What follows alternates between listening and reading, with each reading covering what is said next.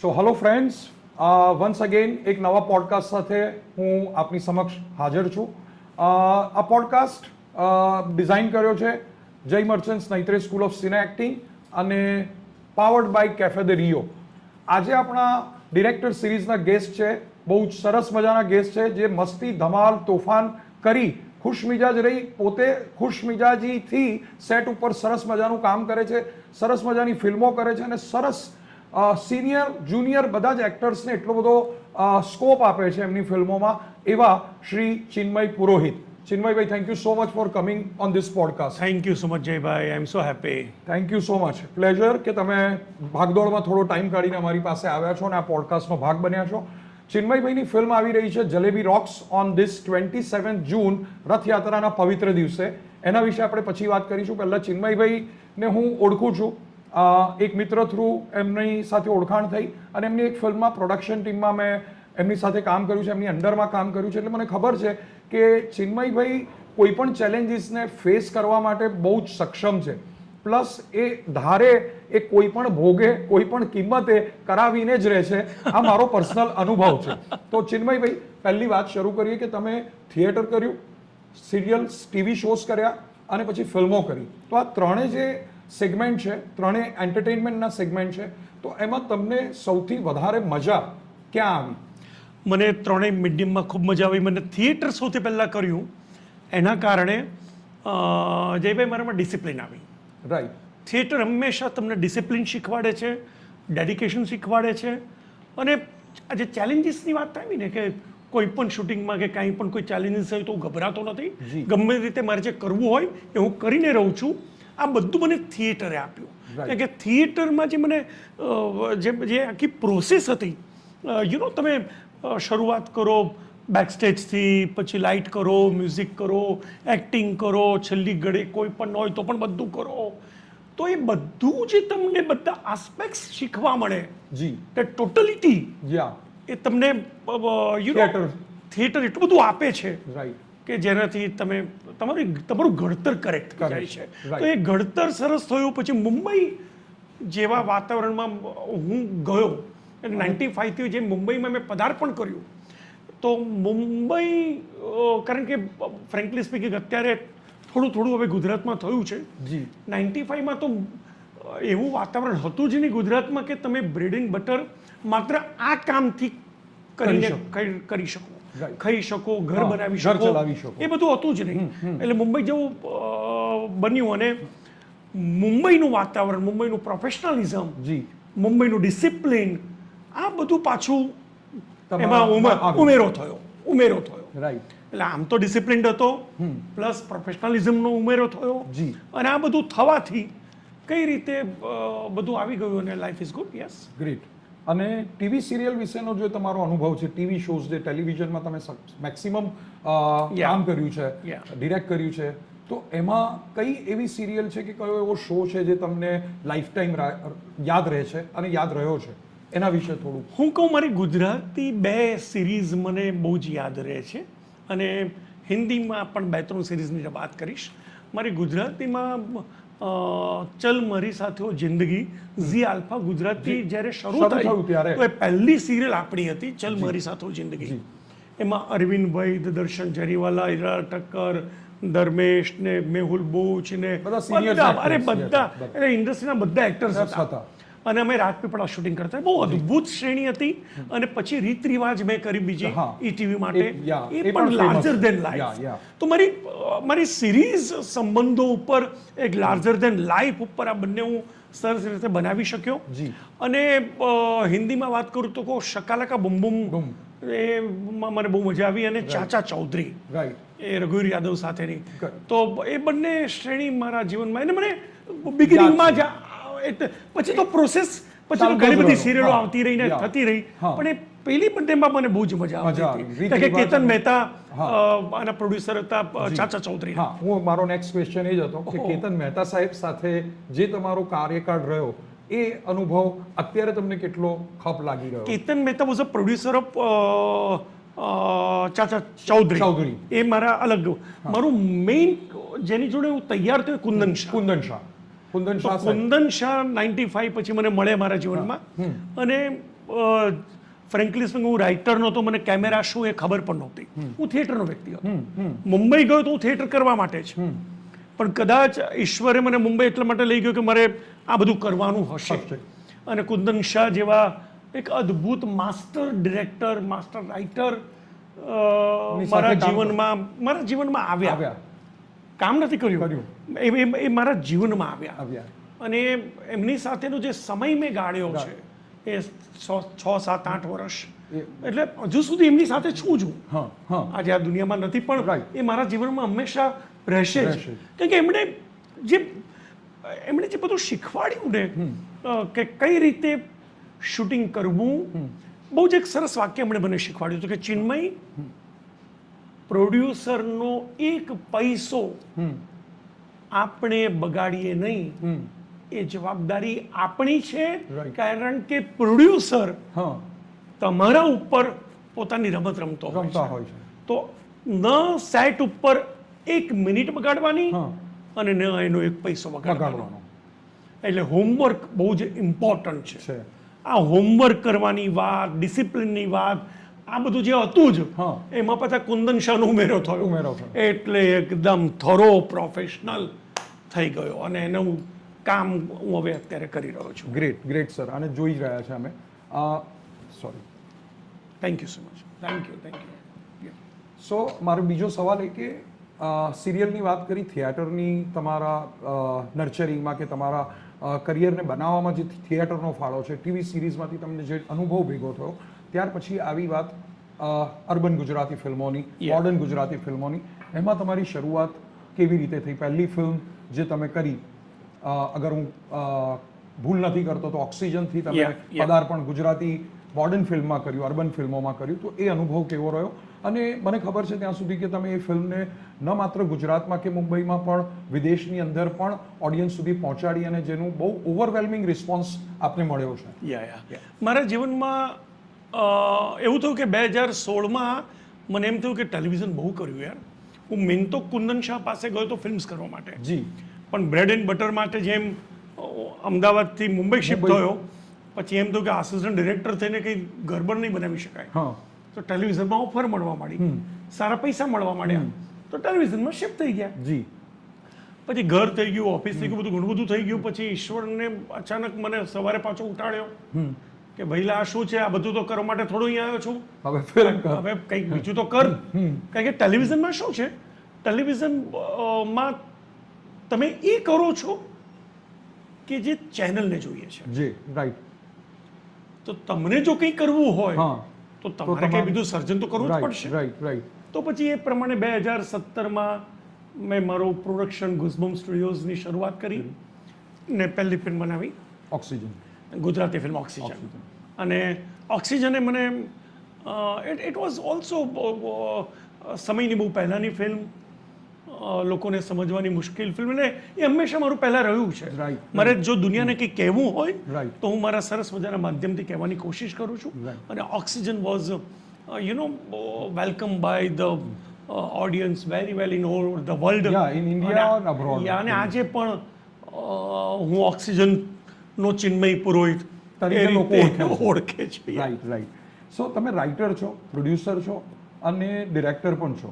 તો એ જે સફર ઓક્સિજનથી શરૂ થઈ અને અત્યારે જલેબી રોક્સમાં તમે ઓલમોસ્ટ રિલીઝ પર છો, તો આ સમયગાળા દરમિયાન ગુજરાતી ફિલ્મને ગુજરાતી ગવર્મેન્ટનો સપોર્ટ કેવો રહ્યો છે, અથવા કેવી રીતે એ સપોર્ટને તમે મેળવી રહ્યા છો ઇન ટર્મ્સ ઓફ એવરીથિંગ? કે લોકેશનની પરમિશન હોય, કે તમારે સબસિડી લેવલ હોય, કે એપ્રુવલ્સ હોય? હું એટલું કહી શકું છું કે ગુજરાત ગવર્મેન્ટ જેટલું પણ કરી રહી છે ને બહુ જ છે. અચ્છા. ગુજરાત ગવર્મેન્ટ એક તો તમને ફિલ્મ બનાવો છો એની સબસિડી આપે છે, 50 લાખ રૂપિયા આપે છે, 75 આપે છે, 40 આપે છે, વોટ એવર. અમે 50, 75, 40 થી ઉપરનામાં ક્રાઇટેરિયામાં અમે લોકો આવીએ છીએ. એટલે 40, 50, 75 જેવા રૂપિયા અમને ગવર્મેન્ટ આપે છે. કારણ કે અમે ફિલ્મ બનાવીએ છીએ. અંતિમ મોટું શું જોઈએ? એટલે it's very good thing. Right. હવે અમે કંઈ એમને એમ થયું અમને બધું આપો, તો ભાઈ ગવર્મેન્ટના અમે લોકો છોકરા થોડા છીએ. લોકેશન પરમિશનમાં ક્યારે કોઈ પ્રોબ્લેમ નથી આવ્યો. રાઈટ મેં વડોદરામાં આટલું શૂટિંગ કર્યું, અમદાવાદમાં કર્યું, બધે કર્યું, રાઈટ કોઈ જ પ્રોબ્લેમ નથી. નથી. તો ગવર્મેન્ટ આટલું આપે છે એ પણ બહુ વિશેષ છે. We are very happy. Film makers પોતે પોતાના બળે આ સિનેમા બનાવે.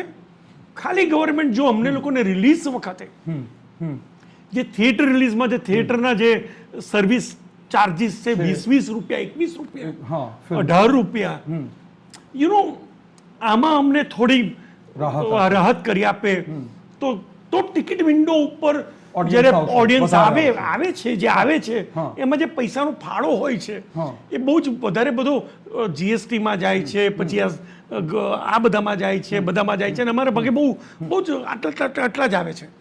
આટલાની થોડા આટલા આવે એમાં બસ ગવર્મેન્ટ અમને સપોર્ટ કરે તો બહુ છે. બાકી ફિલ્મ બનાવવા માટેનામાં તો I am so happy. Great great. Thank you so much ચિન્મયભાઈ કે તમે હેપી છો ગવર્મેન્ટના સપોર્ટથી અને આપણા બધા જ જે એલિમેન્ટ્સ છે જે તમને સપોર્ટ કરે છે, તમારી ફિલ્મને સપોર્ટ કરે છે. મારો બીજો સવાલ એવો છે જેની માટે હું ક્યુરિયસ પણ છું કે એક રાઇટર, પ્રોડ્યુસર અને ડિરેક્ટર આપ જ હો છો.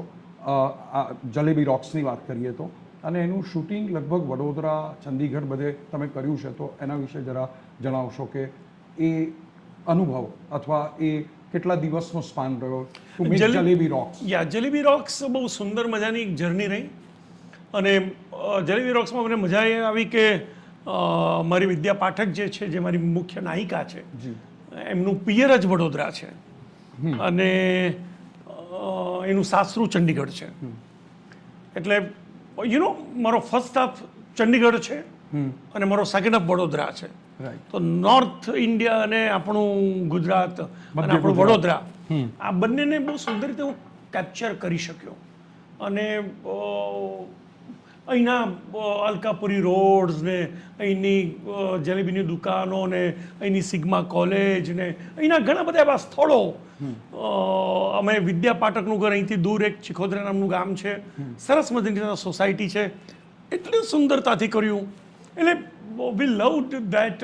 અને એ વડોદરાની જે બ્યુટી છે, કે વડોદરાનું જે કલ્ચર છે, વડોદરાની જે સંસ્કૃતિ છે અને વડોદરાની જે હવા છે અને વડોદરાનું જે એસેન્સ છે, એ મારા કેરેક્ટર્સના થ્રુ કઈ રીતે આ સિનેમામાં આવી ગયું. અને વડોદરા જોજો તમે, તમે પણ રોક્સ થઈ જશો જલેબી રોક્સ જોઈને.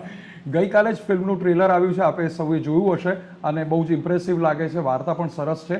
તો ચિન્મયભાઈને એ પૂછીશ કે આ ફિલ્મની વાર્તા વિશે તમે જો કંઈ કહી શકો. અત્યાર સુધી આપણે 18, 20, 22, 24 વર્ષની નાયિકાઓને જ આમ જોઈએ છીએ કે એ મસ્ત છોકરી આવે ને સરસ મજાની એની વાર્તા કહીએ અને એની મજા છે. Yes, youth. પણ એ યુથ જે છે એની માં પણ છે એક. તમને કહું છે ભાઈ, હંમેશા હું કહેતો હોઉં છું, વિચારતો હોઉં છું કે 18, 24 વર્ષની ઉંમરની છોકરીઓ કે છોકરાઓ કોઈ પણ હોય, એમનો ઉમંગ આમ અનેરો હોય છે. એ જે યૌવન છે ને ખળભળાટ કરતું હોય છે, થનગનતું હોય છે, મન એવું નાચતું હોય છે કે સાલું આ પણ કરી નાખીશ ને આ પણ કરી નાખીશ. રાઈટ. આમ આસમાનમાં ઉડીને બધા તારાઓ મારી મુઠ્ઠીમાં હશે. આપણે એ જ વાર્તાઓ મોટા ભાગે સિનેમામાં કહેતા હોઈએ છીએ. પણ આપણે ક્યારેય એ જ છોકરી જ્યારે 45-50 વર્ષની થાય છે ત્યારે આસમાનમાં ઉડી હતી ખરી? એ તારાઓ એના હાથમાં આવ્યા હતા ખરા? કે પછી 28-30 વર્ષની આસપાસ લગ્ન થયા પછી ને એકાદ સંતાન આવી ગયું ને જવાબદારીઓ ને સર્કમસ્ટન્સીસની વચ્ચે એ ધીરે ધીરે ધીરે એ સ્વપ્નાઓ ભૂસાતા જતા હોય છે. એને ખબર જ નથી હોતી એમને કે ક્યાં પહોંચી ગયા. અને 45-50 વર્ષે પાછી પોતાની દીકરી કે કોઈ બીજી છોકરીને જોવે અને કે હું પણ આવી જતી, હું પણ આમ જ કરતી હતી. અરે તો હજુ પણ તારું જીવન બાકી છે બેન. કરતી હતી શા માટે? 50મા વર્ષે તું પાછું કે પોતાને કે ભલે એક દિવસ બાકી હોય જીવી લેવું છે. તો ધેટ વિદ્યા પાઠક કહે છે કે ભલે એક દિવસ બાકી હોય જિંદગીનો પણ હું જીવી લઈશ. પણ જીવી લેવું છે, એ પાછો એ line તરવરાટ, trailer માં આવે છે. પાછો એ થનગનાટ પાછો લઈ આવવો છે લાઈફમાં. અને જે ઇટેબલ આઇટમ્સ જે એટ્રેક્ટિવ છે, જલેબી જલેબી. એ વિશે કહો. કારણ કે આ ટાઇટલ મેં તમારા મોઢે લગભગ 1.5-2 વર્ષ પહેલા સાંભળ્યું હતું, Yeah, જ્યારે yeah. તમે કર્માનું મેકિંગ કરી રહેલા. Yeah, જલેબી ત્યારે તમે rocks. કહ્યું હતું કે હું જલેબી રોક્સ નામની એક સ્ક્રિપ્ટ લખી રહ્યો છું. યા જલેબી એકચ્યુઅલી ખાસ કરીને સ્ત્રીનું જીવન જલેબી જેવું છે બિચારીનું. ગોળ ગોળ ગોળ ગોળ ગોળ ગોળ ગોળ, એમાંથી એ બધાને રસ્તા આપે છે. યુ નો, ગાડીઓ દોડે છે બધાની એ રસ્તા ઉપરથી. એનો વર હોય, એનો છોકરો હોય, એનો દીકરો હોય, સાસુ હોય, સસરા હોય, મા બાપ હોય, ભાઈ હોય, બધા એ બધાને મીઠાશ આપે છે. પણ ક્યારેય જલેબીમાંથી એકાદ ટુકડો પોતાના માટે નથી ચાખતી. રાઈટ. બીજા માટે સર્વસ્વ તો એ પોતાનું આપી દે છે. જલેબી કઈ રીતે રસ્તાઓમાંથી પોતાનો રસ્તો શોધે શોધે છે. અને મીઠાશ પોતે પણ પામે પામે છે. અને તો જે રોક્સ થાય, તો that is basically jalebi rocks. સરસ, નાઇસ, વેરી નાઇસ. મારો એક અંતિમ સવાલ, કારણ કે સમયની મર્યાદા છે એટલે વાતો તો ઘણી બધી છે, પણ આ જે આખો પ્રોસેસ થાય છે પ્રમોશન, હું જોઈ રહ્યો છું કે પોડકાસ્ટથી લઈને થિયેટર વિઝિટથી લઈને લોકોને મળવાથી લઈને બધી જ રીતે તમે સુરત, અમદાવાદ, વડોદરા, રાજકોટ બધે પહોંચ્યા છો. તો આ આખા સમય દરમિયાન અથવા તમે ઓક્સિજનથી લઈને હવે જલેબી રોક સુધી છો, રિલીઝ પર છો, ત્યારે મીડિયાનો સપોર્ટ, જે લોકલ મીડિયા છે કે નેશનલ મીડિયા છે, આ બધાનો સપોર્ટ તમને કેવી રીતે મળે છે? Are you happy with it? Very good, very good. બહુ સરસ છે બધું. જેમ સિનેમાઓના કલર બદલાયા છે, જી, ઓડિયન્સના પણ મનના કલર બદલાયા છે. પહેલાં તો કોમેડી ને આ ને તે ને એ જ હોય તો ચાલે ને. હવે બ્રહ્મ જેવી ફિલ્મ પણ લોકો હાઉસફુલ કરી રહ્યા છે, રાઈટ. જે અલગ સિનેમા છે. અભિનયનું એક અલગ પરાકાષ્ઠા છે. સોનાની બહેન ને બધાએ બહુ સુંદર કામ કામ કર્યું કર્યું છે. છે. તો એમ જ ધીરે ધીરે ધીરે મીડિયાનો પણ સપોર્ટ બહુ સરસ રીતે મળી રહ્યો છે. હા, અમારું કોસ્ટિંગ વધ્યું છે, બધું વધ્યું છે, હા. પણ અમે લોકો એમના થકી લોકો દુનિયા સુધી પહોંચી તો જઈએ છીએ, અને જેનાથી સિનેમામાં એ દુનિયા આવે આવે છે. છે. તો બહુ જ ઇમ્પોર્ટન્ટ રોલ છે આ. Right, right sir. And we are enjoying this process. Yes, correct. અને પ્રમોશન આખું એ પ્રોસેસ થોડી થકાવનારું છે, પણ હા. જવું તો પડશે જવું બધાની પડશે, પાસે. કારણ કે તો લોકો સુધી વાત પહોંચશે Yeah, yeah, અને yeah. ઓડિયન્સ આપણા સિનેમા સુધી હિન્દી સિનેમામાં પણ લોકોને જો આટલું જવું પડે જવું પડે છે છે. મોટા Right. સ્ટારને, Right, તો એ right. પણ અમારે જવું તો પડશે. Right, right, right, absolutely right. અંતિમ નાનકડા 2-3 શબ્દો કહીશ, જેના તમે એક શબ્દમાં કે એક વાક્યમાં જવાબ આપી શકો. અરે બાપરે. અમદાવાદ. હા, મજાનું તોફાની શહેર. વડોદરા. સુંદર મજાનું ગમતું શહેર. અને મુંબઈ. ખંતીલું, જોશીલું, મહેનતવાળું, અદ્ભુત રિઝલ્ટ આપનારું શહેર. ગ્રેટ. અને અંતિમ વાક્ય અમારા ઓડિયન્સ માટે કે જલેબી રોક્સ કેમ જોવી જોઈએ? જલેબી રોક્સ દરેક જણે પોતાની મમ્મીને, પોતાની બહેનને, પોતાના ઘરના દરેક જણને, દરેક સ્ત્રીને, આજુબાજુવાળીને એમને સમજવા માટેનો એક એવો નમ્ર અવસર તમારી પાસે આવી રહ્યો છે. અમે આના ઘણા શો કર્યા છે અને એમાંથી અમને એવો પ્રતિસાદ મળ્યો છે જયભાઈ, જી. કે અચાનક સવારે 7 વાગે મારો ફોન રણક્યો છે અને મને કહ્યું છે, નાવ આઈ એમ ચેન્જ્ડ હસબન્ડ. વડોદરાની જે એક દીકરીએ વંદનાબેનને વળગીને કહ્યું હતું કે જલ્દીથી હવે ઘરે જવું છે, 2 દિવસથી મમ્મી જોડે ઝઘડો થયો છે, વાત નથી કરી, મમ્મીને જઈને સોરી કહેવું છે. તમારા જ સંબંધોને ફરીથી ખુશીઓથી ભરવાનો આ મજાનો સોનેરી અવસર છે.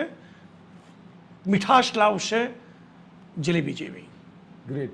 તો ચૂકતા નહીં. જલેબી રોક્સ 27 જૂન. Yes, thank you so much ચિન્મયભાઈ. ચિન્મયભાઈએ જે શોની વાત કરી વડોદરાના, એ શોમાં હું હતો અને ખરેખર ફિલ્મ બહુ જ હૃદયસ્પર્શી છે અને નારીની એક નવી વ્યથા, એક એવી વ્યથા લઈને આ ફિલ્મ આવી રહી છે જે આપ થિયેટરમાં જોવા અચૂક જજો, કારણ કે મેં જોયું છે અને ફિલ્મ બહુ જ સુંદર છે અને હૃદયસ્પર્શી છે. આ ફિલ્મ આવી રહી છે 27 જૂનના રથયાત્રાના દિવસે.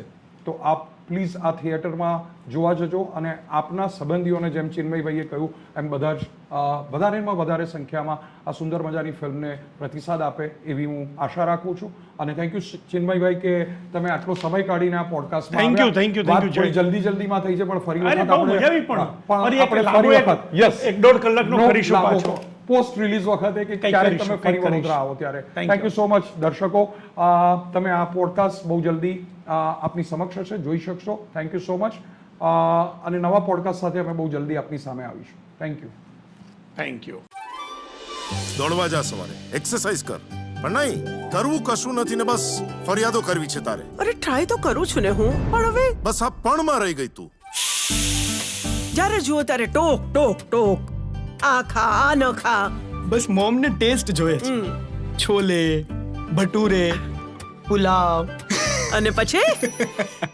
જલેબી મિસિસ વિદ્યા પાઠક ચંદીગઢથી છો લગ્ન ચંદીગઢમાં થયા પણ હું છું અહીંની જ વડોદરાની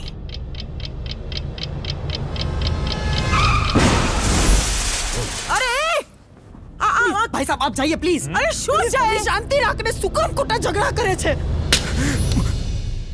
ખબર નહીં આજે આટલો બધો ગુસ્સો કેમ આવી ગયો આજ પછી ક્યારેય નહીં આવે શ્યોર સિરિયસલી કેટલી વાર મોમ પેલા પ્રોમિસ કોને કહેવાય ને જઈને શીખી લે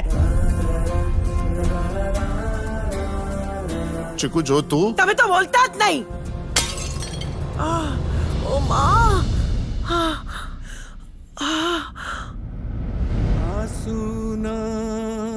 પ્રતિબિંબ મજાક બનાવડી દીધી છે મારી મરી જઈશ ને ત્યારે મારી કિંમત સમજાશે પણ ક્યાં છે નાની નાની વાતોમાં ગુસ્સે થઈ જતી હતી તું વગર સમજે થેન્ક યુ અનિરુદ્ધ વિદ્યાને પાછી જીવતી કરવા માટે ચીકુથી વિદ્યાની સફર યાદ રહેશે જલેબી દીદી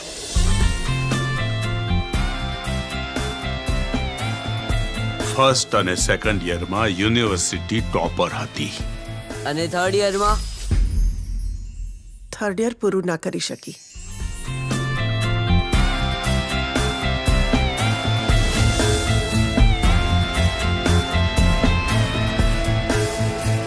સત્યાવીસ વર્ષ પછી આજે અચાનક 27 વર્ષ પહેલાની જલેબીને મળવાનું એવી કેમ ઈચ્છા થઈ ભલે એક જ દિવસ બાકી હોય જિંદગીનો પણ જીવી લેવું છે ऐसा पान बनाना कि मुंह लाल लाल हो जाए ससुरा लगना चाहिए कि आज जलेबी ने पान खाया है वाह वाह वाह શરૂ કરીએ क्या बात है જીવવાનું શરૂ કરીએ